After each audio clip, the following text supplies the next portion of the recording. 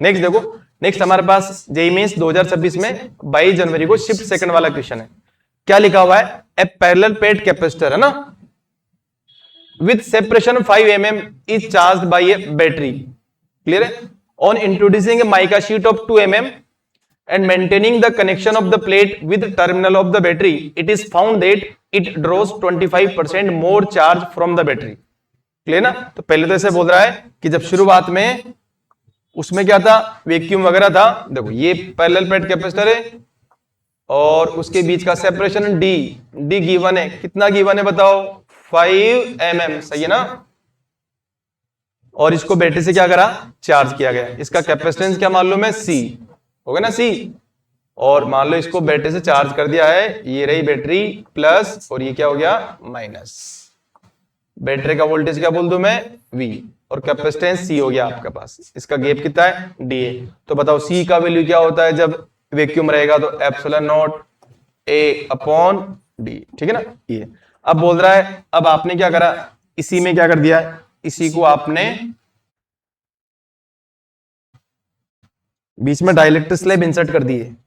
क्या कर दिए, डाइलेक्ट्रिक स्लैब इंसर्ट कर दी। आप इसने डाइलेक्ट्रिक स्लैब आपने इंसर्ट करी और उस डाइलेक्ट्रिक स्लैब का जो गैप है वो कितना है, 2 mm है, राइट।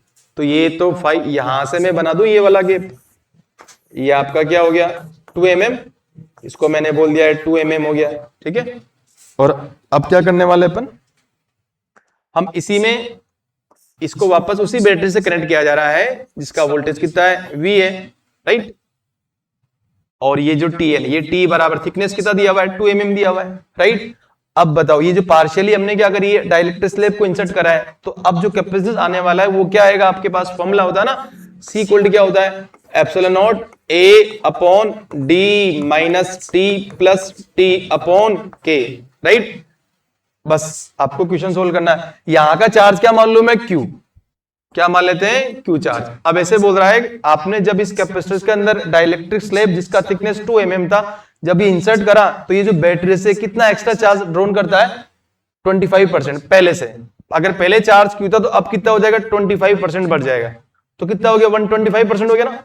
या फिर आप बोल दो, इस चार्ज को बोल दो मैं Q डैश, Q डैश पहले Q था, अब कितना होगा उसका 25%, तो Q का 25 क्या, Q इंटू 25%, 25/100। तो यहां से क्या हो गया हमारे पास, Q dash equal to Q plus Q upon 4। तो हमारे पास क्या हो गया, ये 5Q अपॉन 4, राइट। ये चार्ज हो गया, क्लियर है। अब यहां से हम क्या करने वाले, Q डैश का वैल्यू यहां से निकालो। यहां से Q डैश क्या बोलूंगा, तो Q डैश विल भी क्या हो जाएगा, C डैश इंटू V। दोनों वक्त बैटरी का वोल्टेज V है, यहां से Q क्या हो जाएगा, C इंटू V। Q का वैल्यू CV यहां रख देंगे और Q डैश का वैल्यू क्या है, C डैश V, यहां रखेंगे और सोल्व कर लेंगे, राइट। अब देखो आपका क्या हो जाएगा, हमारे पास Q डैश क्या है, C dash into V। Q dash दिया हुआ ना, क्या दिया हुआ है बताओ वहां, C dash into V equal to क्या हमारे पास 5/4, 5/4 into Q। What is the Q, CV। हमारे पास क्या हो गया, ये C इंटू V हो गया है। V से V को कैंसिल कर दो आप डायरेक्ट, इसकी जरूरत ही नहीं हमें। V से V क्या हो गया आपका, कैंसिल। अब जो C डैश है, C डैश इक्वल टू क्या हो गया हमारे पास 5/4 इंटू C हो गया। अब C डैश का वैल्यू वो रखा ना, और C वो रहा, रख दू मैं। C डैश कितना है हमारे पास, epsilon naught A upon D minus T plus T upon K equal to क्या हो गया 5/4 into C। What is the C, epsilon naught A upon D, right. अब देखो यहां भी कुछ कैंसिल हो रहा ना, यहां से हमारे पास एप्सिलॉन नॉट इंटू A और epsilon not into A cancel हो गया। अब हमारे पास सिर्फ और सिर्फ क्या दिखाई दे रहा है आपको, एक तो आपको स्मॉल d दिख रहा है जो कि क्या है, पैरेलल प्लेट के बीच का क्या है, सेपरेशन है। एक और क्या दिख रहा है, T दिख रहा है, और T हमारे पास क्या, उसके अंदर जो भी शीट रखी है अपन ने डाइलेक्ट्रिक स्लैब, उसका क्या है, थिकनेस। अब वैल्यू पुट करनी है और हमारा क्या आ जाएगा, आंसर आ जाएगा, राइट। तो देखो क्या आने वाला है,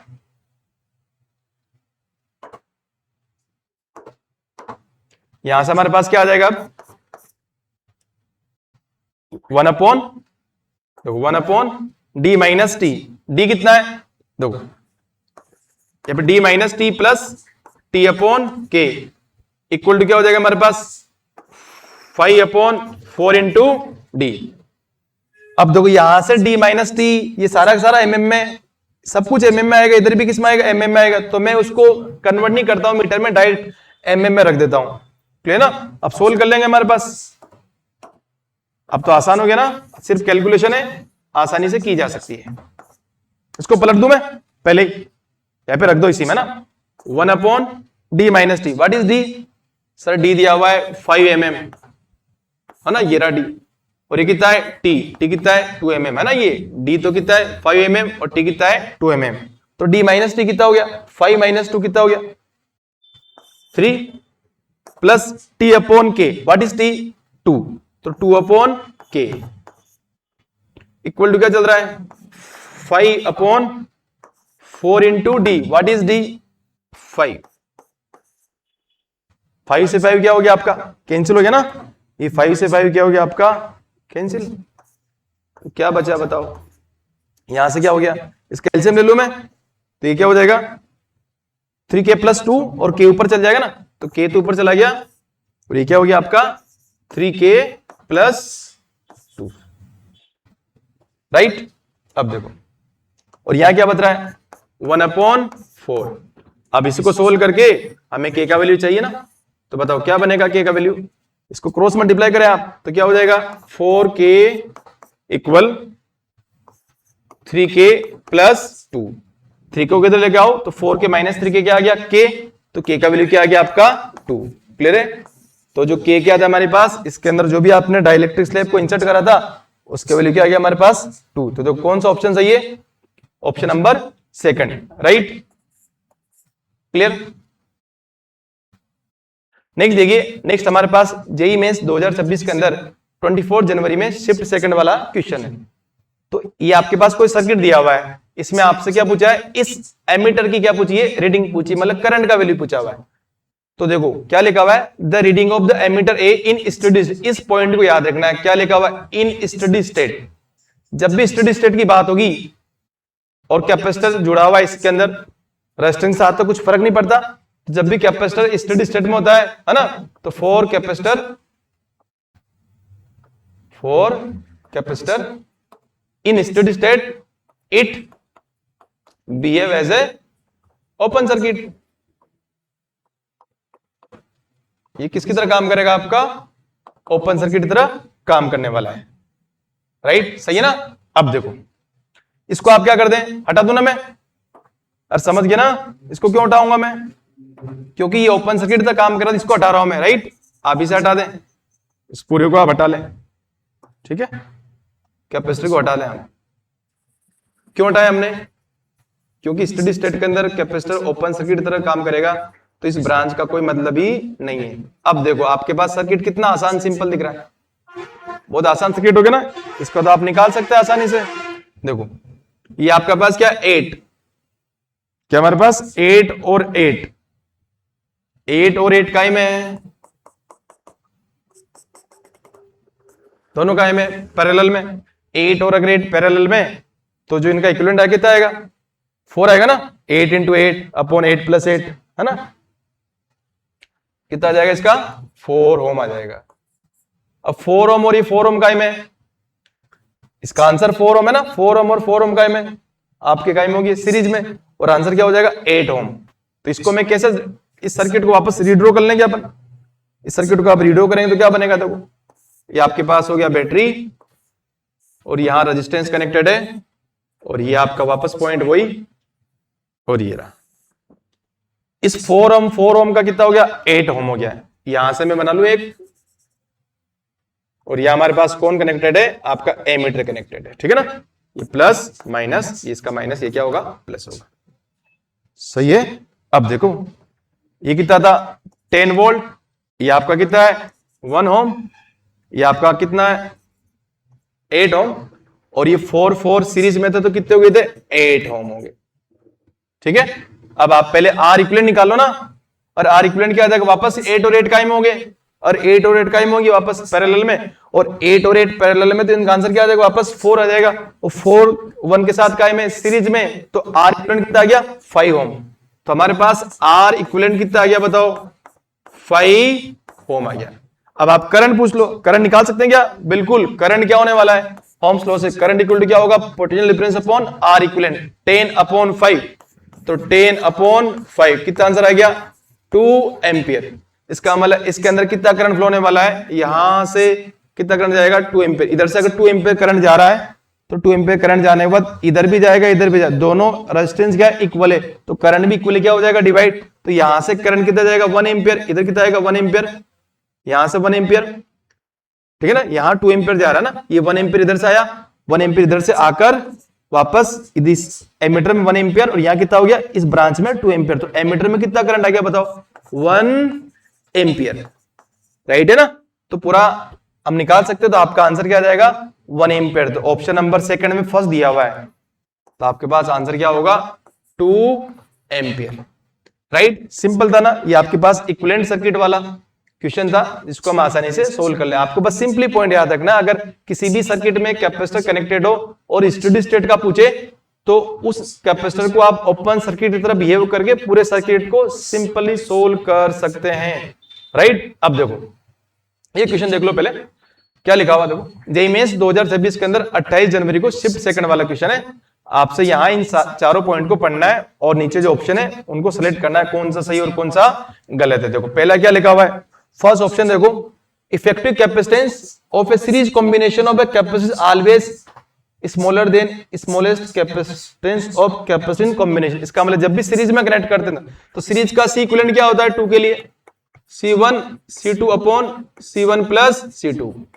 अभी तो C इक्विवेलेंट होगा, this C equivalent is always less, क्या लिखा हुआ देखो, इज ऑलवेज स्मॉलर। ये लेस होगा हमेशा किससे? ही या तो C1 से और किससे?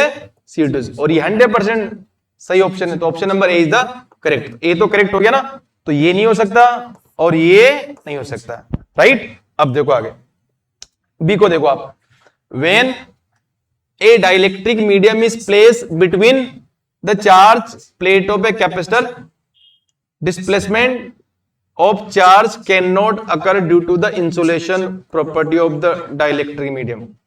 नहीं, ये ऐसा बोल रहा है कि जब भी आप किसी पैरेलल प्लेट कैपेसिटर के बीच में डाइलेक्ट्रिक मीडियम को इंसर्ट करते हैं तो उसमें हमारे पास डिस्प्लेसमेंट है ना, डिस्प्लेसमेंट, चार्ज का डिस्प्लेसमेंट नहीं होता, बिल्कुल होता है। उसमें हमारे पास वहां चार्ज अवेलेबल नहीं होते, फ्री चार्ज नहीं होते किसमें? डाइलेक्ट्रिक के अंदर। लेकिन पोलराइजेशन की वजह से क्या होता है? डिस्प्लेसमेंट होता है किनका? चार्जेस का। क्लियर ना? तो ये ऑप्शन भी क्या है? सही, तो बी करेक्ट है। क्लियर है? तो हमारे पास बी आपका क्या है? हाँ सॉरी, क्या बोल रहा है? कैन नॉट अकर, जबकि अकर होता है, तो ये क्या है? गलत है, राइट? तो बी आए, तो ऑप्शन कौन सा बच रहा है? बस हमारे पास थर्ड बच रहा है, इसका क्या है? ए, सी और डी। अब इस क्वेश्चन में देखो एक सिंपल सा प्रॉब्लम है, क्या है देखो, पहले मैं डी को पढ़ लूं, है ना? For a point charge concentric spherical, कोई भी पॉइंट चार्ज है हमारे पास और इस पॉइंट चार्ज के लिए कोई भी कॉन्सेंट्रिक क्या रहे? शेल्स रहे। ये कोई कॉन्सेंट्रिक शेल है, इन कॉन्सेंट्रिक शेल्स का जो सेंटर है उस पर चार्ज लोकेटेड है, राइट? क्या ये इक्विपोटेंशियल होगी? बिल्कुल इक्विपोटेंशियल होने वाली है। यहां से डिस्टेंस कितना मालूम है? R1, और ये डिस्टेंस कितना मालूम है? R2। तो इस पूरी की पूरी सरफेस पर पोटेंशियल कितना होगा बताओ? V1 इक्वल टू क्या लिखा जाए? K Q upon R1। इस पर क्या होगा? V2 equal to K Q2 upon R। तो इस पूरी सरफेस पर पोटेंशियल सेम होगा जो कि V2 होगा, इस पर सेम होगा जो क्या होगा? V1 होगा। तो ये भी क्या है? सही है। अब सी को देखो आप, सी में क्या है? Increasing area of the capacitor plate और decreasing the thickness of the dielectric is an alternate method to increase the capacitance. यहां तक तो सही है। देखो सी बराबर क्या होता है हमारे पास? Epsilon naught A upon D. अगर आप एरिया बढ़ाएंगे तो कैपेसिटेंस बढ़ेगा, राइट? हाँ बिल्कुल बात सही है ना, एरिया बढ़ाओ तो कैपेसिटेंस बढ़ने वाला है। लेकिन यहां बोल रहा है कि decreasing the thickness of dielectric slab, है ना? अगर मैं उसकी थिकनेस को डिक्रीज कर दूं तो देखो आपने फॉर्मूला पढ़ा होगा ना, देखो क्या होगा हमारे पास? सी इक्वल टू क्या होता है? Epsilon naught A upon D minus T plus T upon के। यहां से देखो ये टी को कम बोल रहा है ना, टी अगर कम हो जाएगा हमारे पास टी की, है ना? अगर टी आपका क्या हो गया? कम, तो आपका अगर टी को कम कर रहा है ना, डिक्रीजिंग द थिकनेस, अगर टी कम हो गया इसको क्या लिख सकता हूं बताओ, epsilon naught A upon D minus T को कॉमन ले लूं 1 प्लस 1 अपॉन के, राइट। तो आप अगर टी को कम करेंगे तो डी माइनस टी क्या होगा, बढ़ेगा, अगर ये बढ़ेगा तो ये क्या होगा, कम होगा, राइट। तो यहां से डिक्रीज इन द थिकनेस से कैपेसिटेंस डिक्रीज होता है, ना कि इंक्रीज होता है। लेकिन यहां पर हमारे पास ऑप्शन सी करेक्ट हो रहा है, तो या तो एनटी ने ऐसा माना होगा कि जब भी हम किसी पूरी की पूरी डाइलेक्ट्रिक स्लेब के अंदर थिकनेस पूरी पूरी इंसर्ट कर दो आप, है ना, ये पूरा डी बराबर क्या कर दो आप, के कर दो, और आप क्या कर रहे हैं, डिक्रीजिंग द थिकनेस, इस पूरी की पूरी प्लेट की थिकनेस को कम कर रहे हैं ना, प्लेट की थिकनेस को कम करेंगे तो हमारे पास देखो सी बराबर क्या हो गया, epsilon naught A upon D. आप डी को कम करेंगे, राइट, तो वापस ये वाला, तो ये ऐसे हो सकता है, समझे ना। तो आपको याद रखना है किस टाइप से क्वेश्चन हो रहा है। अब देखो इस क्वेश्चन को देखो आप, ये हमारे पास जेईई मेंस 2026 में 24 जनवरी का शिफ्ट सेकंड वाला ये क्वेश्चन है, क्लियर।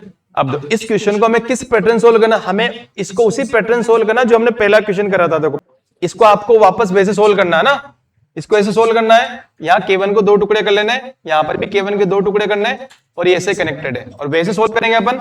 और K1 और K2 का कुछ भी वैल्यू रख दें आप, और वैल्यू रखने के बाद आप एक बार चेक करना, खुद से वेरीफाई करना, और कमेंट में इसका आंसर डालना कि हमने सही कर लिया है। तो आपके पास आंसर क्या होने वाला है, इसका आंसर होगा हमारे पास, देखिए इसका जो आंसर होगा हमारे पास क्या सही होगा, आपका होने वाला है सी, जो सी वाला है ना, ये देखो सी ए ज्यादा होगा, है ना, सी ए इज ग्रेटर देन सी सी, और वापस क्या हो जाएगा, ये सी बी हो जाएगा, ठीक है ना। एक बार इस क्वेश्चन को आप सोल्व करिएगा, किससे सोल्व करना है, और K1 और K2, K1 ज्यादा है किससे, K2 से, तो K1 का वैल्यू आप अपने हिसाब से कुछ भी मान ले और सोल्व करो, कंपेयर करिएगा, कंपेयर करने पर आपको इसका इक्विवेलेंट कैपेसिटेंस ज्यादा आएगा, फिर किसका आएगा, इसका सबसे कम किसका आएगा, बी वाले का आएगा। कैसे सोल्व करना है, देखो आपको इसे सोल्व करना है इस वाले मेथड से जो मैंने करा ना यहां, इस वाले से, ठीक है ना। हमेशा आपको इस पैटर्न को फॉलो करना है ना, कि आप उसको ही, जैसे मैंने यहाँ K1 अकेला था, इसको K1 K2 से 2 डिवाइड कर दिया, तो इस पैटर्न से आपका आंसर बिल्कुल आ गया है, क्लियर ना। तो ये सही पैटर्न है, राइट।